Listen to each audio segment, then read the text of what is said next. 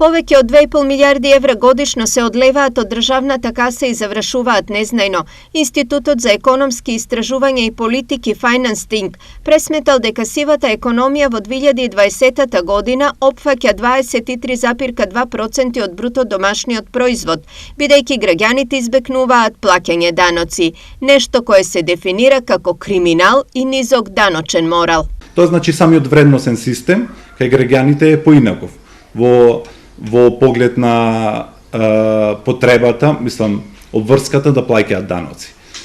И причините се корупција, високата корупција, политичка нестабилност и третиот фактор е како државата ги троши парите на граѓаните. Сивата економија и корупцијата кај нас одамна се шетаат речиси слободно, а најчестото прашање како да се истераате, дали треба казните за овие кривични дела да се зголемат. Ако подигнувате казни, а имате слаб институционален механизам и коруптивен механизам, тогаш колку ги потегнувате тие казни, толку по-профитабилно му правите на тие корумпирани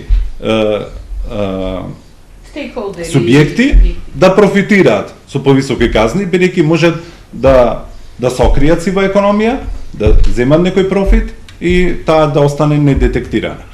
Сепак трендот е опаѓачки. Сивата економија од 2006 до 2020 година е намалена од 31,6 на 23,2%. Неголемо намалување имало со воведувањето на рамниот данок, потоа за време на финансиската криза во 2009 и по воведувањето на минималната плата. Главните препораки од истражувањето се дека треба да се редизајнира даночната политика, да се јакнат капацитетите за прибирање на даноци и даночниот морал кај граѓаните. Минималната плата да не се зголемува брзо, туку да расте со растот на продуктивноста.